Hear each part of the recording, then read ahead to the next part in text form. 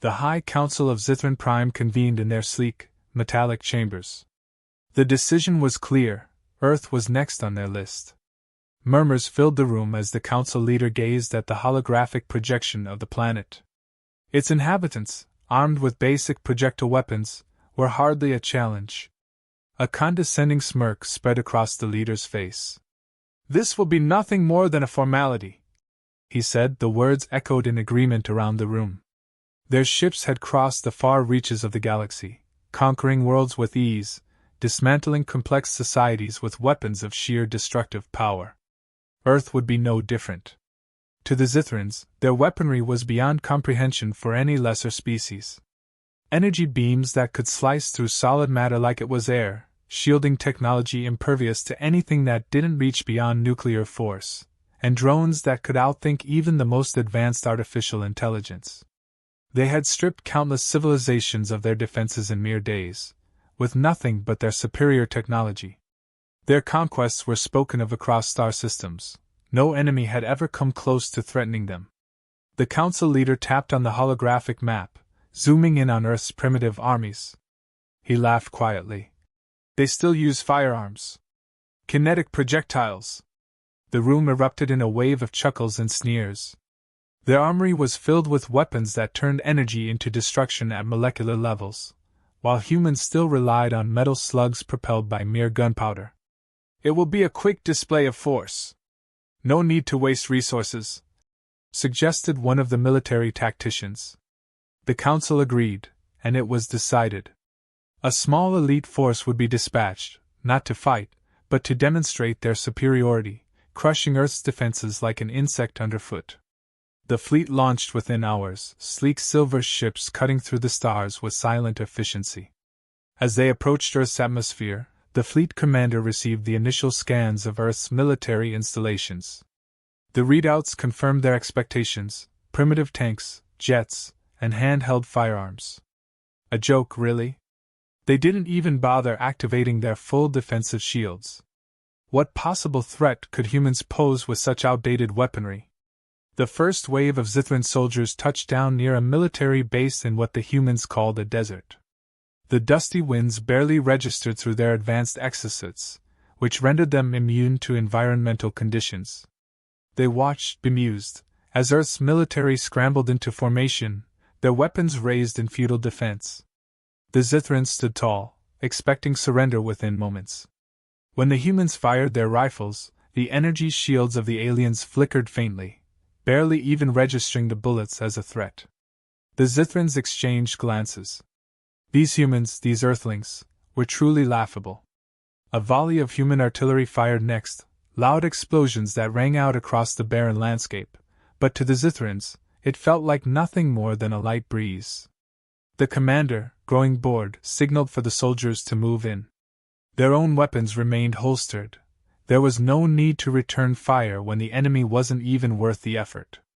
As their troops marched forward, the humans continued their desperate barrage, unaware of the futility of their efforts. It wasn't a battle, it was a farce. The Zithrans weren't concerned. Earth's technology was nothing, their strategies archaic. Victory was inevitable, and as they moved closer to the human forces, the only question was how long it would take for them to give up. Little did they know, they were stepping into the beginning of their downfall, their arrogance blinding them to a new kind of threat, one that could not be measured by technology alone. He lay motionless in the grass, his breath steady, his heartbeat almost imperceptible. Years of experience had honed his body and mind into the perfect weapon. The sniper had been in every harsh environment imaginable: deserts, forests, mountains, always with the same calm precision.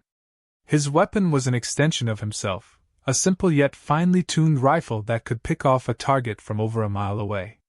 While others might consider Earth's firearms to be outdated relics of a more primitive time, he knew their true value.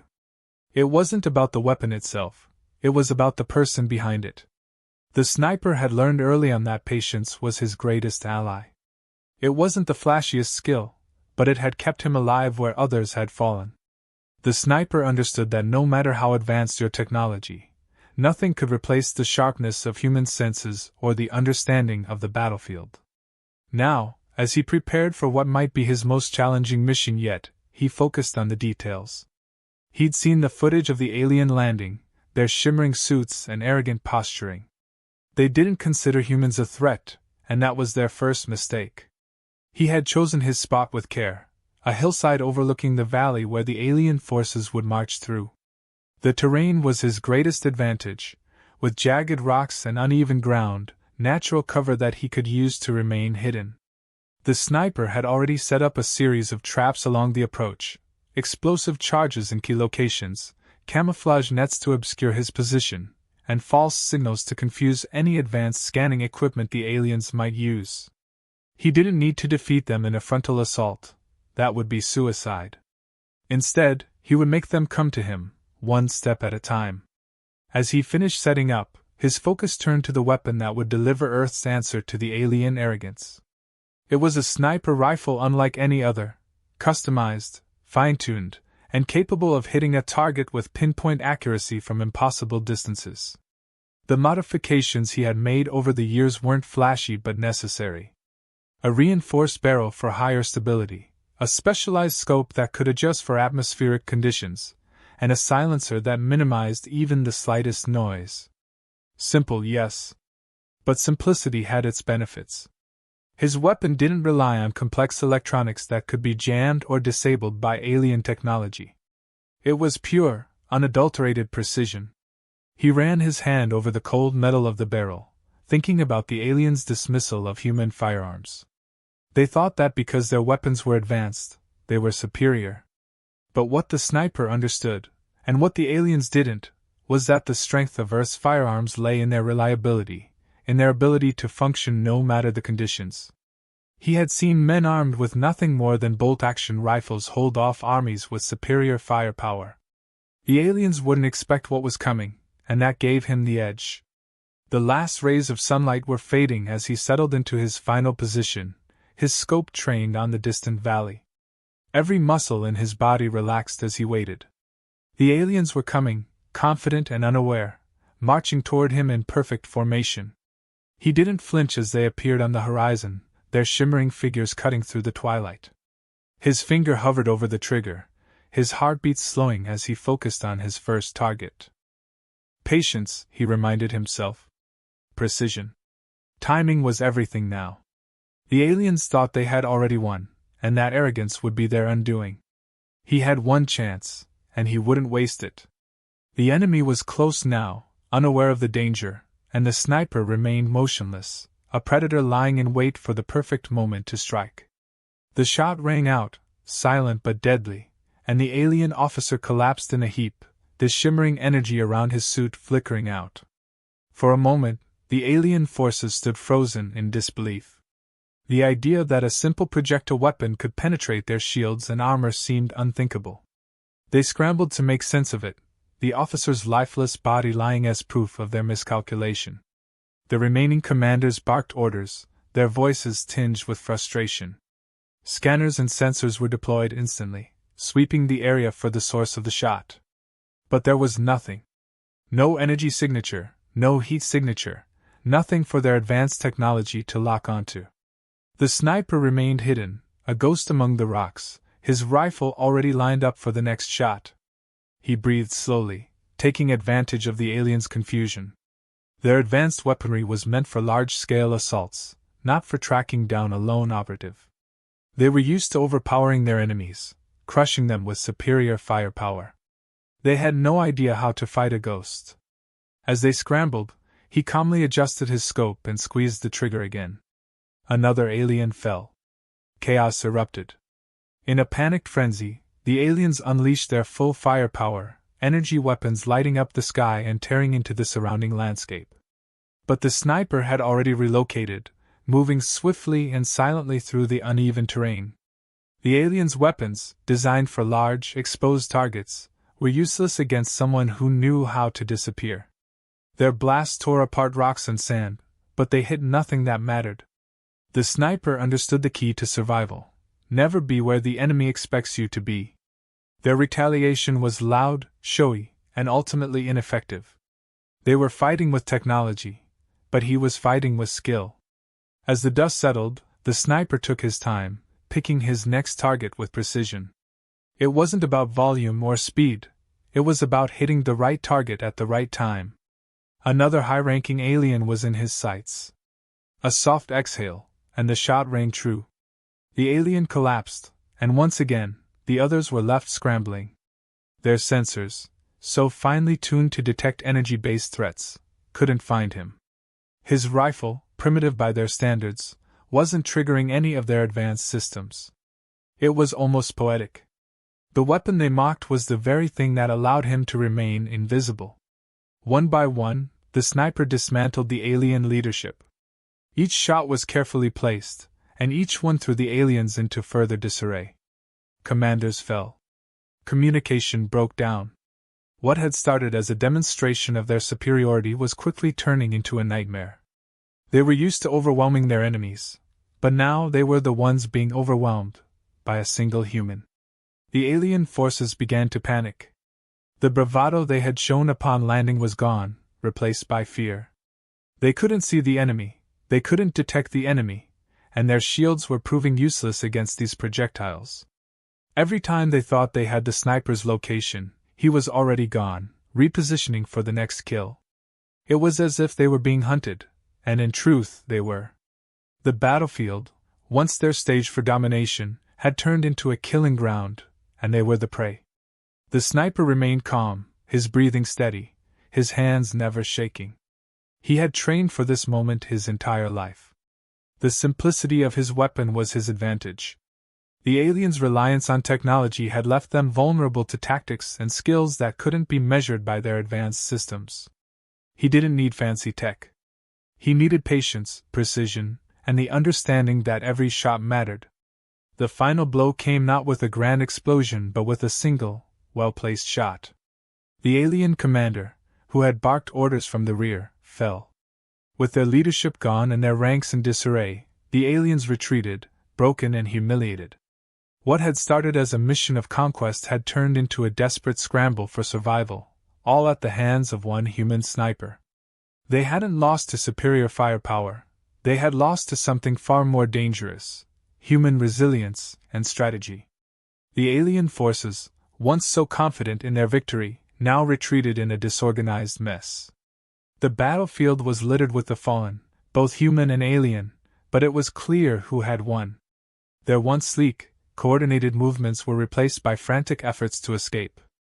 They couldn't understand how they had been bested by a lone sniper with an outdated firearm. The superiority of their technology had been their pride, and now it was their undoing.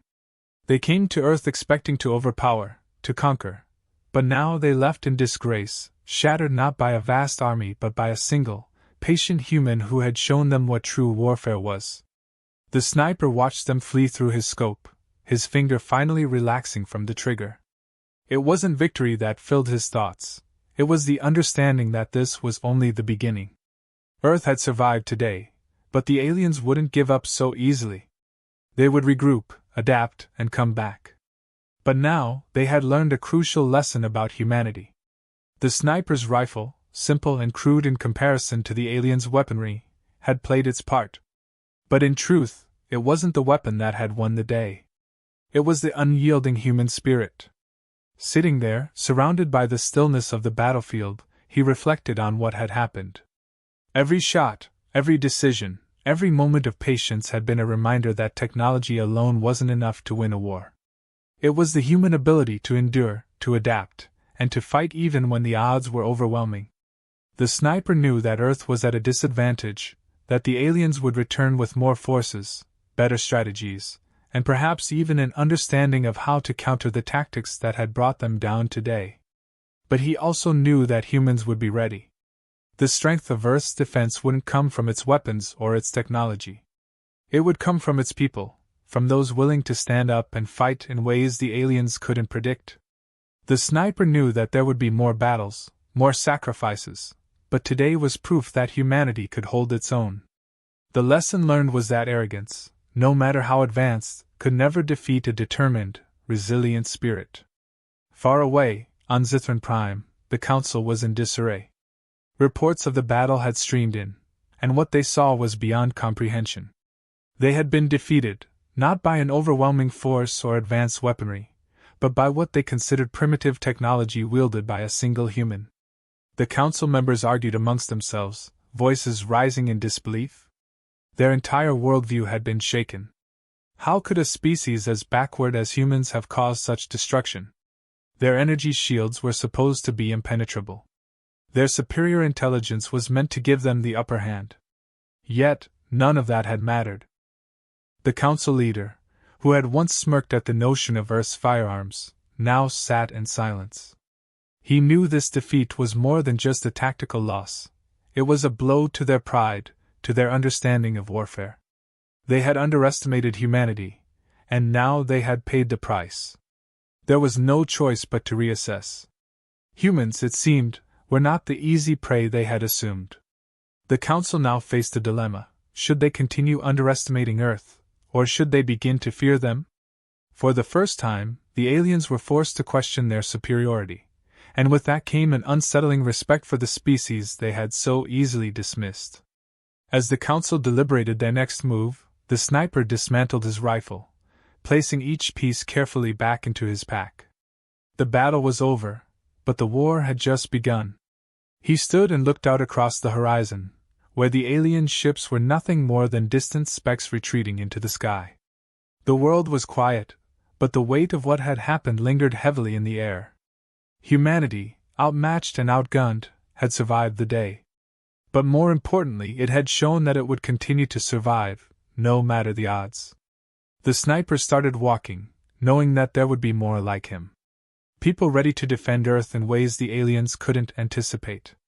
They didn't need the most advanced technology. They had something far more valuable: adaptability, resourcefulness, and an unwillingness to surrender.